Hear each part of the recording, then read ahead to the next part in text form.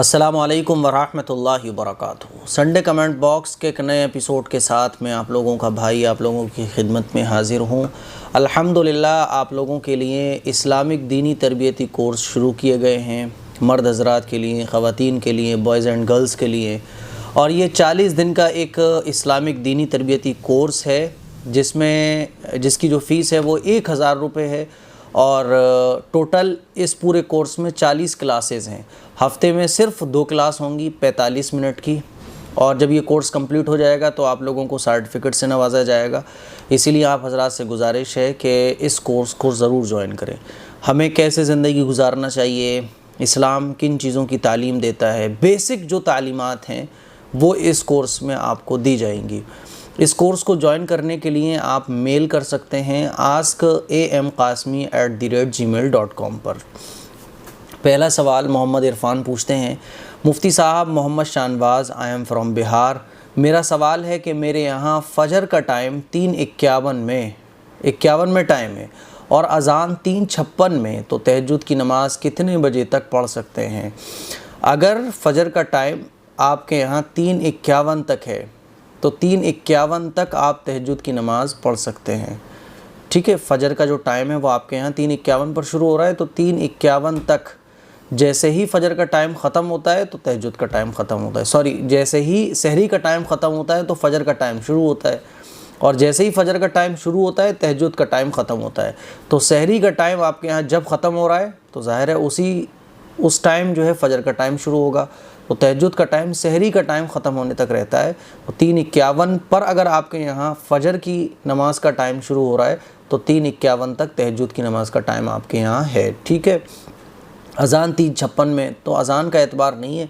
अज़ान तो बाज़ दफ़ा लेट भी होती है, असल में वक्त के ख़त्म हो जाने का एतबार होता है। तो जैसे ही फ़जर का टाइम शुरू हुआ तो तहज्जुद का टाइम ख़त्म हो गया। और मैं वितर की नमाज़ तहज्जुद में ही पढ़ता हूँ, तो कभी छूट जाती है तो क्या क़ज़ा करना पड़ता है? तो क्या इससे गुनाह होगा? जी, वितर की नमाज़ क़ज़ा, आप वितर की नमाज़ क़ज़ा क्यों करते हैं? जब आप श्योर नहीं हो अपने बारे में कि आप तहज्जुद में उठोगे, तहज्जुद में उठोगे और तहज्जुद में वितर की नमाज़ पढ़ोगे, आपको इतना कॉन्फिडेंस अपने ऊपर नहीं है, कभी आप उठते हो कभी नहीं उठते हो, तो इशा की नमाज़ पढ़ने के फ़ौरन बाद आप वितर पढ़ लो। ठीक है ना, क्योंकि आप श्योर नहीं हो। हाँ, अगर किसी की आदत है तहज्जुद में उठने की, पाबंदी के साथ वो तहज्जुद पढ़ता है, तो उसके लिए बेहतर ये है कि वो तहज्जुद में वितर की नमाज़ पढ़े। लेकिन आपकी छूट जाती है वितर और फिर क़ज़ा भी हो जाती है, तो ज़ाहिर है इससे गुनाह होगा। इसीलिए आप इशा की नमाज़ के फ़ौरन बाद वितर पढ़ लिया करो। गुलशन मलिक पूछते हैं, भाई मेरा क्वेश्चन है कि अगर नमाज में बहुत ज़्यादा नींद आए तो क्या करें? आँखों पर पानी भी डाल लें या कुछ और भी कर लें, फिर भी नींद आती है, नमाज में ही आती है, प्लीज़ बताएं कैसे बचें इससे। देखें, नमाज में आप जो है ना, नमाज जो आम तौर पर आती है वो सजदे में जाके नींद आती है। ठीक है, नींद जो आती है नमाज में वो सजदे की हालत में आती है। तो आप जब सजदे में जाए तो ज़्यादा देर तक सजदा ना करें। जैसे कि 7 बार आप सजदे की तस्बीह पढ़ेंगी तो नींद आ जाएगी, 9 बार पढ़ेंगी तो नींद आ जाएगी, तो आप 3 बार पढ़ लें, सुबहान रब्बियल आला, सुबहान रब्बियल आला, सुबहान रब्बियल आला, और जल्दी से उठ जाएं। तो 3 बार पढ़ने के बाद फ़ौरन आप सजदा पूरा कर लें, ज़्यादा तस्बीह ना पढ़ें। और नमाज जो है वो जल्दी से कंप्लीट करें, धीरे धीरे आप कंप्लीट करेंगी तो नींद आएगी।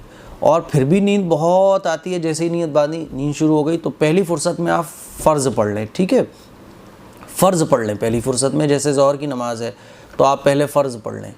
ठीक है, क्योंकि नींद आ जाएगी, आप सो जाएंगी, तो पहले फ़र्ज़ पढ़ लें और नमाज़ को जल्दी पूरा करें। 5 बार तस्बीह पढ़ेंगी, नींद आ जाएगी, तो आप 3 बार तस्बीहात पढ़ लें। और कोशिश ये करें नींद ना आए। तो नींद तो आप जल्दी से नमाज़ पढ़ेंगी, तस्बीह कम पढ़ेंगी तो इंशाल्लाह नींद नहीं आएगी फिर। और पहली फ़ुर्सत में आप फ़र्ज़ पढ़ लें, फ़र्ज़ पढ़ लेंगी तो सुन्नतों में अगर नींद आ जाएगी और टाइम गुजर भी जाएगा तो कोई मसला नहीं है, फ़र्ज़ आप अदा कर चुकी होंगी। ठीक है, जैसे आप वज़ू करके आए तो वज़ू करके आने के बाद, जैसे फ़जर की नमाज़ में 2 सुन्नत होते हैं, 2 फ़र्ज़ होते हैं, तो आप सबसे पहले 2 फ़र्ज़ पढ़ लें, 2 सुन्नत पढ़ लें जल्दी से, और जल्दी से पढ़ें। नींद आने में थोड़ा सा तो टाइम लगता है ना, और ख़ास तौर पर सजदे की हालत में नींद आती है, और सजदे में आप तस्बीह कम पढ़ें। तो इस नींद को कंट्रोल करने के लिए आप नमाज़ को थोड़ा सा जल्दी पढ़ने की कोशिश करें। वज़ू करने के बाद, जैसे इशा में 17 रकात होती हैं, तो वज़ू करने के बाद जल्दी से पहले फ़र्ज़ पढ़ लें। ठीक है, बाई चांस अगर नींद आ जाती है, वज़ू टूट जाता है या आप सोती रह जाती हैं, तो कम से कम फ़र्ज़ तो आप पढ़ चुकी होंगी। इसीलिए इस तरह से आप कैसे ही अपने आप को मैनेज करें और अल्लाह से आप दुआ करें, ठीक है। सर्दी में बहुत आसान तरीक़ा ये है कि आप गर्म कपड़े पहनने के बाद नमाज़ ना पढ़ें। मुझे बहुत आज जो है बड़ा ख़तरनाक ज़ुकाम हो रहा है, जिसकी वजह से आज बोला नहीं जा रहा है। तो सर्दी में तो एक तरीक़ा ये है कि आप गर्म कपड़े ना पहनें, क्योंकि गर्म कपड़े आप पहनेंगी तो नींद आएगी। इसीलिए ठंडे पानी से वज़ू करके आए और ठंडे पानी से वज़ू करने के आने के बाद कपड़े ना पहने गरम, ऐसे ही नमाज़ पढ़ने खड़ी हो जाए, इंशाल्लाह नींद नहीं आएगी। गर्मी में ये करें आप, पंखा वगैरह ना चलाएं, एसी ना चलाएं, गर्मी में कुछ भी ना चलाएं, तो गर्मी लगेगी, नींद आएगी नहीं। यही तरीक़े हैं, और जो मैंने बताया इन सारे तरीक़ों पर आप अमल करेंगे, इंशाल्लाह नींद नहीं आएगी। बिलाल अंसारी पूछते हैं, मुफ्ती साहब और खैरियत से हैं? अल्हम्दुलिल्लाह, अल्लाह का शुक्र है, हमारा 21वां पारा भी पूरा होने वाला है। मैं आपको तकरीबन 2.5 साल से देख रही हूँ, मैं आपकी हर एक क्लिप्स देखती हूँ, मैं आपसे अल्लाह के लिए मोहब्बत करती हूँ। मैंने सुना है कि मोहब्बत करो तो अल्लाह के लिए, नफ़रत करो तो भी अल्लाह के लिए। बिल्कुल सही सुना है आपने। हमारी और आपकी जो मोहब्बतें हैं आजकल की, वो दुनिया के लिए होने लगी हैं। उसने हमें अपनी शादी में पूछा है तो हम भी उसको पूछेंगे। जो हमें पानी के लिए पूछ लेता है तो हम उससे मोहब्बत करते हैं। हालांकि हमारी मोहब्बत अल्लाह के लिए और नफ़रत अल्लाह के लिए होना चाहिए। यानी जो शख्स दीन के ख़िलाफ़ कोई काम कर रहा है तो हम उससे नफ़रत करें, और जो शख्स दीन के लिए काम कर रहा है हम उससे मोहब्बत करें। हम रिश्तेदारी भी अगर किसी से रख रहे हैं तो अल्लाह के लिए रिश्तेदारी रखें। बहुत अच्छी बात है। मैं आपसे अल्लाह के लिए, नबी पाक सल्लल्लाहु अलैहि वसल्लम के लिए मोहब्बत करती हूँ, दीन इस्लाम के लिए मोहब्बत करती हूँ। जी, मैं आपसे मिलना भी चाहती हूँ, लेकिन 3 साल से मेरी तबीयत बहुत ख़राब है, इसलिए मैं फ़िरोज़ाबाद नहीं आ सकती। कोई बात नहीं मेरी बहन, आप अल्लाह से मेरे लिए दुआ करें। और चूँकि आप मुझसे कुरान मजीद सीख रही हैं और 21वां पारा भी पूरा होने वाला है, आपका बहुत खुशी की बात है। अल्लाह आपको दुनिया और आखिरत की आफ़ियत और भलाइयाँ अता करे, कामयाबी अता करे, और आपकी आखिरत की ज़िंदगी को अल्लाह ताला कामयाबी वाली ज़िंदगी बनाए। मैंने आपको पहले भी सवाल किया था पर जवाब नहीं आया। मेरा पहला सवाल है कि हमारे यहाँ 2 महीने पहले एक आदमी का इंतकाल हो गया और उसकी बीवी अभी इद्दत में है, और उस आदमी की बीमारी की वजह से उनके सर पर 20,000 का कर्ज़ है और 3,000 रुपये महीने की 11 कमेटी भी हैं, और काम करने वाला कोई है नहीं। एक बेटा है 14 साल का, 15 साल का, एक भैंस है जिससे घर का ख़र्चा मुश्किल से चल रहा है। और अब बकरा ईद पे वो कुर्बानी करना चाहती थी, लेकिन सब ने उनसे कहा कि 2 कुर्बानी करो तब तुम्हारे शौहर की कुर्बानी लगेगी। इसलिए उन्होंने 2 कुर्बानी पता नहीं किस तरह से की। आप बताएं कि 2 ही लेनी चाहिए थी। जब उनके शौहर का इंतकाल हो गया तो फिर उनके शौहर पर कुर्बानी कहाँ है? अगर ये साहिब निसाब में तो फिर इनके ऊपर कुर्बानी वाजिब होगी, और एक ही कुर्बानी वाजिब होगी। 2 करने की ज़रूरत ही क्या है जब आपके ऊपर इतना कर्ज़ा है, आपके हालात इतने खस्ता हैं, आपके ऊपर ऑलरेडी इतना कर्ज़ा है, शौहर का भी कर्ज़ा होगा। तो बेहतर ये है कि आप शौहर का कर्ज़ा अदा कर दो। शौहर के ऊपर जो कर्ज़ा था कुर्बानी के बजाय उन पैसों को आप कर्ज़े में अदा कर दें। ठीक है, कुर्बानी करना एक अच्छा अमल है, लेकिन कर्ज़ा ये हुकूकुल इबाद में से, अगर आपके शौहर के ऊपर किसी का कर्ज़ा है, शौहर ने किसी से पैसे ले रखे थे, तो ये हुकूकुल इबाद में से है, यानी ये फ़र्ज़ है, इसको अदा करना ज़रूरी है, वाजिब है। लेकिन कुर्बानी आपके ऊपर वाजिब नहीं है। तो जो चीज़ वाजिब है उसको अदा करने की हमें फ़िक्र करना चाहिए। और अगर कुर्बानी करनी थी, चलो शौहर के नाम की आप करना चाह रही हैं तो एक कुर्बानी कर लेती, और जो एक कुर्बानी के अमाउंट बच रहा था उसको आप उनके कर्ज़ा अदा करने में दे देती, उनका कर्ज़ा अदा कर देती। बहरहाल जब उन्होंने 2 कर दी तो कोई बात नहीं, अब हो गई तो हो गई, जो हुआ सो हुआ, उसे भूल जाओ।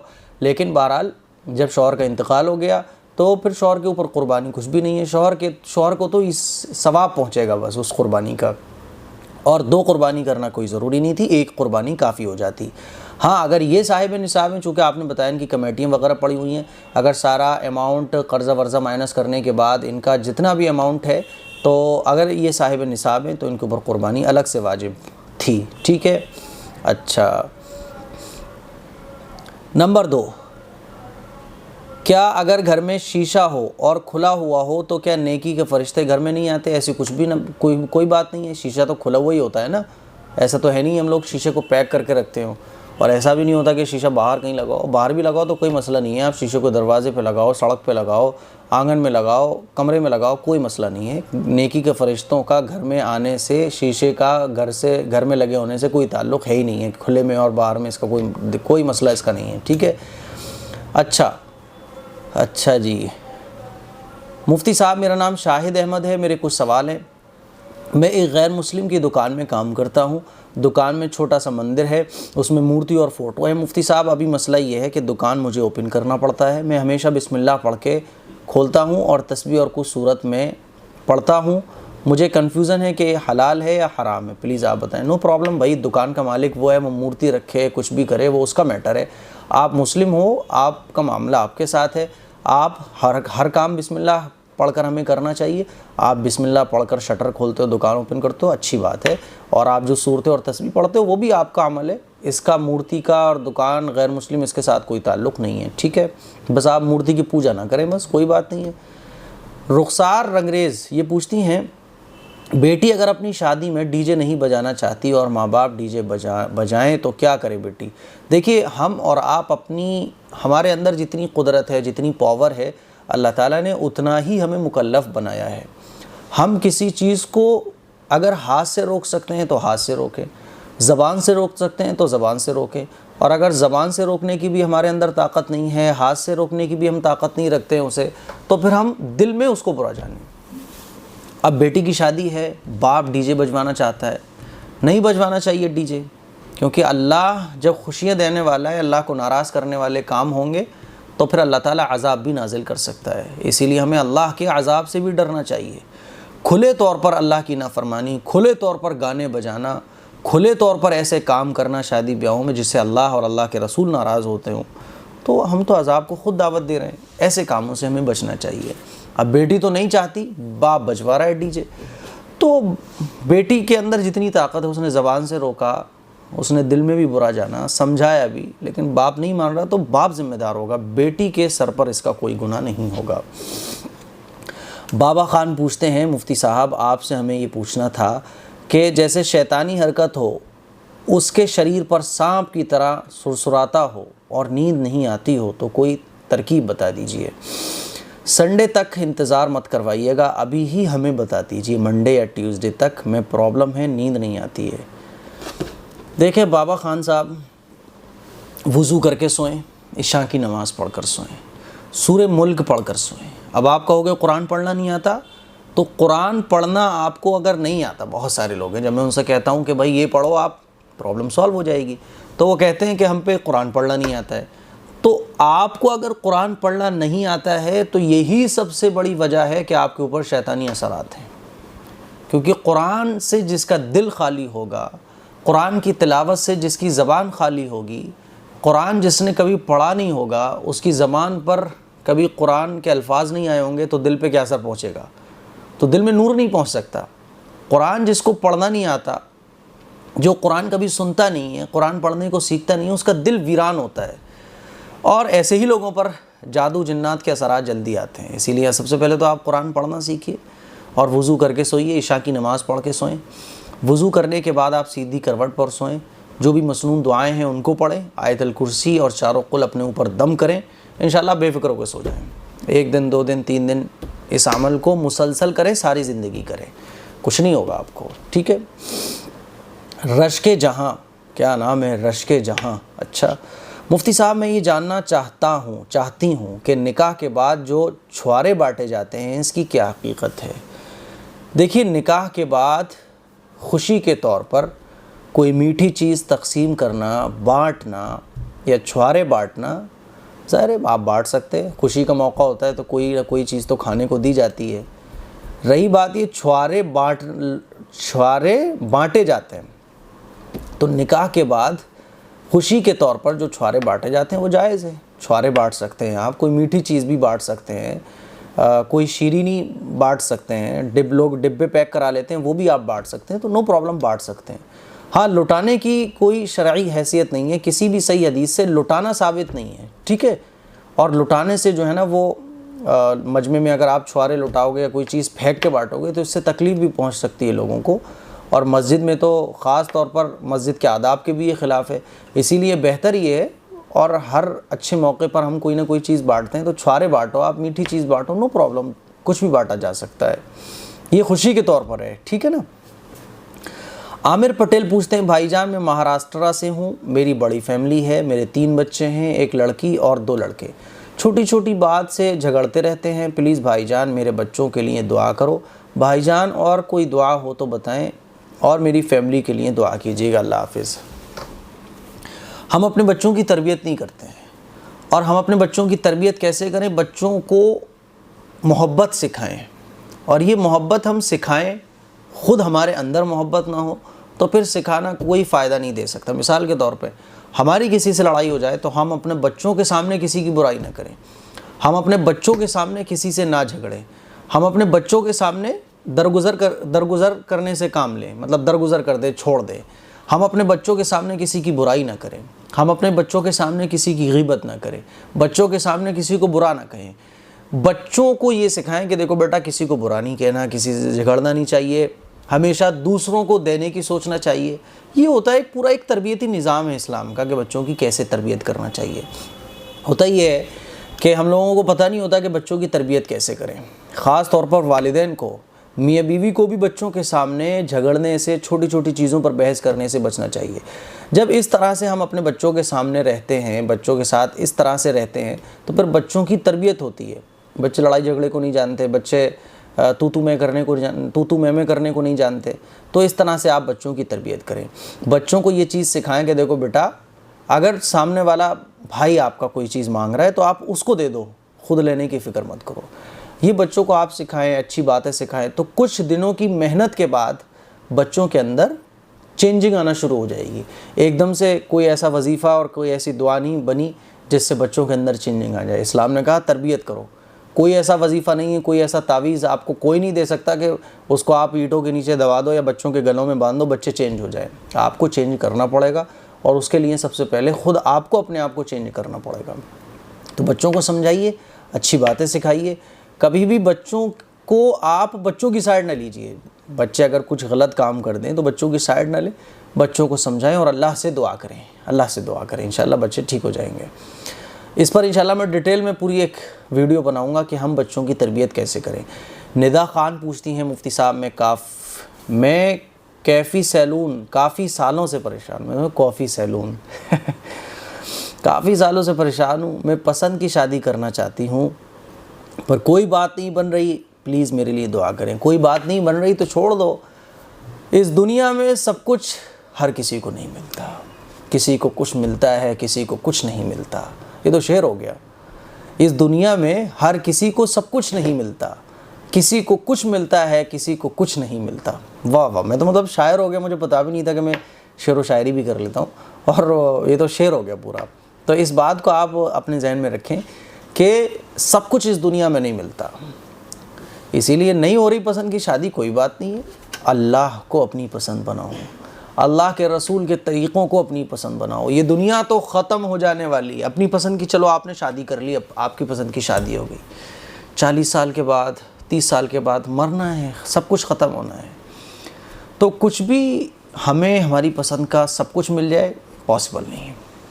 अल्लाह जो दे रहा है, अल्लाह की पसंद को अपनी पसंद बना लो। मन कान लिल्लाहि कान अल्लाहु लहू। जो शख्स अल्लाह का हो जाता है तो अल्लाह उसका हो जाता है। छोड़ दो ये चीज़ें, कोई फ़ायदा नहीं है पसंद की शादी और नापसंद की शादी। अल्लाह को अपना बनाओ। छोटी सी ज़िंदगी है, अल्लाह और अल्लाह के रसूल के तरीक़े के मुताबिक गुजारो। मेरी इबादतें कैसी हैं, मेरी नमाज कैसी है, मेरा तौर तरीक़ा कैसा है, मरने के बाद क्या मैं कामयाब होऊंगा, इसके बारे में फ़िक्र करो, ठीक है। जुनैद सैफ़ी पूछते हैं, मुफ्ती साहब रात को झाड़ू लगाना नहीं चाहिए, घर की बरकत चली जाती है। हुज़ूर अलैहिस्सलातु वस्सलाम ने इरशाद फरमाया, अत्तहूरु निस्फुल ईमान, अत्तहारतु निस्फुल ईमान। सफ़ाई आधा ईमान है। अब सफ़ाई सुथराई झाड़ू लगा के ही होगी ना। आपका घर गंदा हो रहा है तो झाड़ू लगाने से ही तो सफ़ाई सुथराई होगी। अब इस सफ़ाई सुथराई की जब आपको ज़रूरत पड़े, सुबह ज़रूरत पड़े, शाम को ज़रूरत पड़े, रात को ज़रूरत पड़े, मगरिब बाद ज़रूरत पड़े, आपके ऊपर डिपेंड करता है। जब ज़रूरत पड़े सफ़ाई की, आप सफ़ाई करो, झाड़ू लगाओ, नो प्रॉब्लम। ये तवाहुमात में से गैर मुस्लिमों की बातें हैं कि रात को झाड़ू नहीं लगाना चाहिए। इस्लाम में तो जब चाहो जब लगाओ।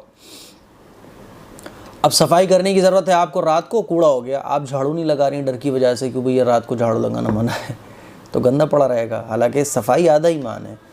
नूरुल अहमद पूछते हैं, मेरा नाम मारिया इस्लाम है, सिटी यूपी गाज़ीपुर से हूँ। मेरा गिफ्ट आया कि नहीं भाईजान, प्लीज़ रिप्लाई ज़रूर दीजिएगा भाईजान। 17/7/2021 को डाली थी, प्लीज़ एक बार ज़रूर चेक कीजिएगा। यहाँ रखा हुआ था जी, आपका गिफ्ट मेरे पास तक आ गया है और शायद कल ही आया था। आपने मेरे पास एक डायरी भेजी है 3 इत्र भेजे हैं और उस डायरी में आपने कुछ अपने सवालात भी लिख कर भेजे हैं, तो आपका गिफ्ट मुझ तक पहुंच चुका है। और भी बहुत सारे लोग गिफ्ट भेजते हैं, मैं तो कहता हूँ ना भेजो, क्या ज़रूरत है भेजने की, बस आप लोग दुआ करो, जो मुझसे सीख रहे हो दूसरों को सिखाओ, काफ़ी है। लेकिन फिर भी कुछ लोगों का इसरार होता है, क्योंकि कुछ ऐसी चीज़ें होती हैं जो एज ए गिफ्ट आप देना चाहते हैं, कुछ पर्सनल क्वेश्चंस होते हैं, कुछ फतवे होते हैं जो आप मालूम करना चाहते हैं, तो नो प्रॉब्लम, मेरा एड्रेस आप ले सकते हैं कि जाटापुरी की पुलिया, रामगढ़ रोड, मदीना कॉलोनी, गली नंबर 4, मस्जिद आयशा के पास बाबा जी का घर, ठीक है, ज़िला फ़िरोज़ाबाद 283203, ये पूरा एड्रेस है। अगर आप कोई चीज़ भेज रहे हो, क्योंकि बहुत सारी चीज़ें मुझ तक पहुंचती हैं, बहुत सारी चीज़ें मुझ तक नहीं पहुंचती हैं, आप लोगों का पैसा भी जाता है, आप लोग भेजते भी हो मोहब्बत से, वो चीज़ मुझ तक नहीं पहुंचती है। तो अगर कोई भी चीज़ भेज रहे हो तो प्रॉपर एड्रेस से भेजो, जो ये मैंने एड्रेस बताया है, ठीक है ना। डिस्क्रिप्शन में भी ये एड्रेस मैं दे दूँगा। अब इन बहन ने भेजा था तो इस पर आधा अधूरा एड्रेस पड़ा था, वो पार्सल जो देने आए थे वो बहुत ज़्यादा गुस्सा भी हो रहे थे कि भाई एड्रेस पूरा लिखना चाहिए, उनको क्या मालूम किसने भेजा है। अब प्राइवेट कोरियर सर्विस से भेजें आप, गवर्नमेंट जो कोरियर सर्विस है, वो क्या होता है कि एड्रेस नहीं मिलता तो वहीं डाल देते हैं और कह देते हैं पहुंच गया।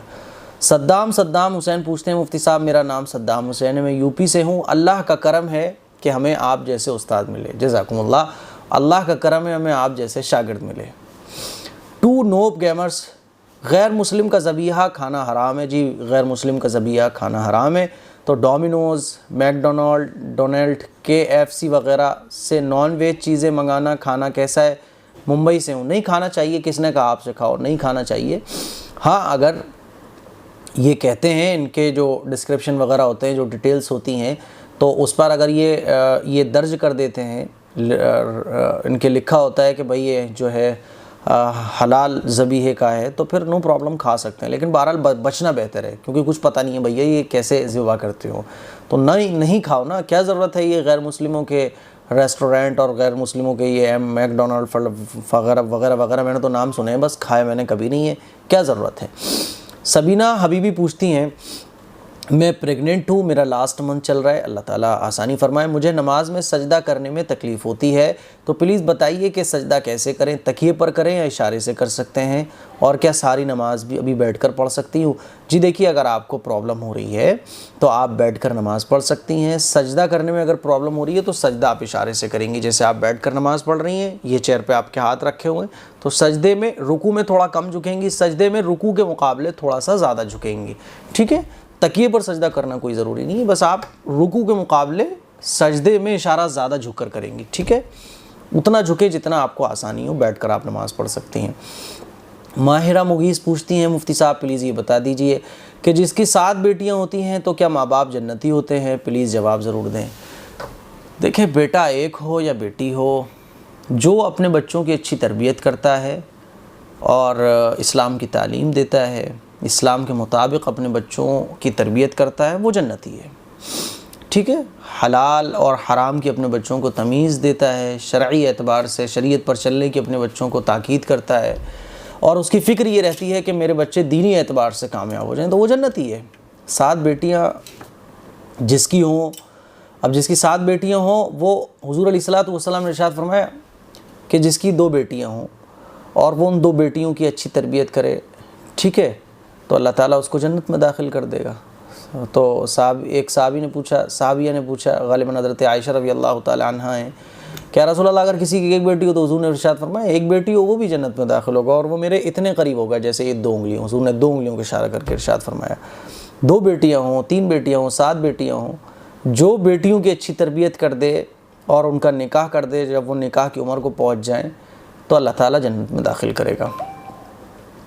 राबिया अंसारी पूछती हैं, मुफ्ती साहब बच्चों के सर के बाल कितनी बार कटवाना चाहिए? जितनी बार कटवाने की आपको ज़रूरत हो। आपको लग रहा है बच्चे के बाल अभी नहीं निकले, 2 बार कटवाओ, 3 बार कटवाओ, 4 बार कटवाओ, इसमें कोई बाउंडेशन नहीं लगाई शरीयत ने, कोई पाबंदी नहीं लगाई कि भाई 4 बार कटवाना है, 5 बार कटवाना है। ये आपके ऊपर डिपेंड करता है, बच्चों के बालों के ऊपर डिपेंड करता है। बाज़ बच्चों के बाल कई बार कटवाने के बाद निकलते हैं, आपकी मर्ज़ी है, ठीक है। शाहिद जमाल पूछते हैं, मुफ्ती साहब मैं दिल्ली से हूँ, शाहिद जमाल अंसारी, आपसे बहुत ही ख़ास सवाल पूछना है कि बताएं दुनिया में सबसे बड़ी दौलत क्या है? आप मेरा सवाल ज़रूर शामिल करें। दुनिया में सबसे बड़ी दौलत ईमान है।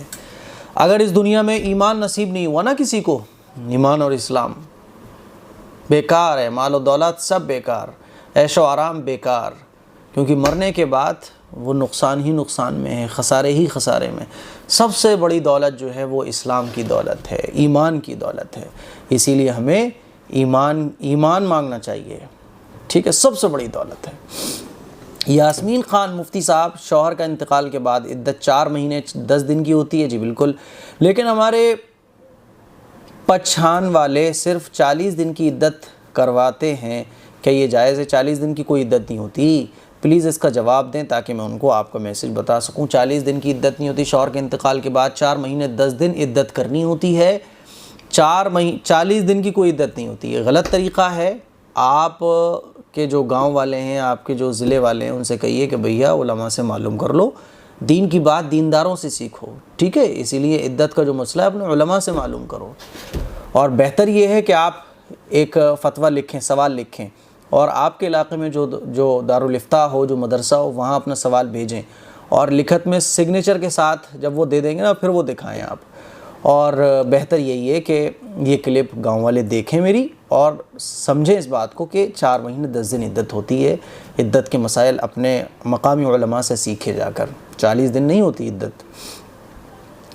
अंजुम आरा पूछती हैं, भाईजान मैंने अलग अलग क्वेश्चन न जाने कितनी बार पूछा है, मुझे एक भी क्वेश्चन का आंसर नहीं मिला। इस बार सवाल ज़रूर शामिल कर लें कि इशारे से कैसे नमाज़ पढ़ते हैं, प्लीज़ एक वीडियो के ज़रिए बताएं। देखिए, मैंने इशारे से कैसे नमाज़ पढ़ें इस पर ऑलरेडी एक क्लिप बनाई है। अगर आप बैठकर नमाज़ पढ़ रही हैं, चेयर पर या ज़मीन पर बैठकर पढ़ रही हैं, तो इशारे से नमाज़ ऐसे पढ़ी जाएगी। आपने अलहम्दु शरीफ पढ़ ली, अलहम्दु शरीफ पढ़ने के बाद सूरत मिला ली, अब आपको रुकू करना है, तो आप पैरों पर ही हाथ रखें, अल्लाह अकबर कहकर रुकू में चली जाएंगी, रुकू की तस्बीह पढ़ेंगी, फिर समी अल्लाहु लिमन हमीदा कहकर रुकू से उठ जाएंगी, मतलब हल्का सा झुकेंगी ये, और सजदे में थोड़ा सा ज़्यादा झुकेंगी, बस हाथ उसी जगह रखे रहेंगे आपके रानों पर, घुटनों पर, ठीक है। ऐसे नमाज़ पढ़ ली है। लेट कर आप पढ़ रही हैं इशारे से, तब भी अगर हाथ सीने पर रख के नियत बांध सकती हैं, हाथ बांध सकती हैं तो ठीक है। और अगर कोई हाथ भी नहीं चला सकता है अपने, तो इशारे से बस नियत बन गई, दिल में इरादा नियत बंदी हुई है मेरी, सूरत पढ़े और उसके बाद रुकू कर ले, इशारे से ही रुकू कर ले, बस ठीक है। इशारे का मतलब ये कि हाथ तो हिला नहीं सकता, अगर हाथ हिला सकता है तो रुकू हाथ से, यानी वही अपने पैरों पर हाथ रख के इशारे से थोड़ा सा सर यूँ झुका दे और सजदे में थोड़ा सा ज़्यादा झुका दे, बस काफ़ी। और अगर कोई गर्दन भी नहीं हिला सकता है तो बस इशारा कर ले वो आँखों से, बस कि अब मैं रुकू कर रहा हूँ, अब मैं सजदा कर रहा हूँ, काफ़ी है। तो ये संडे कमेंट बॉक्स के कुछ सवालात थे। गला बहुत ज़्यादा ख़राब हो रहा है, बिल्कुल बोलने की हिम्मत नहीं हो रही, इतनी सवालात काफ़ी हैं। बस आप लोगों से दुआओं की गुजारिश है, इस क्लिप को शेयर करें, दूसरों तक पहुँचाएँ।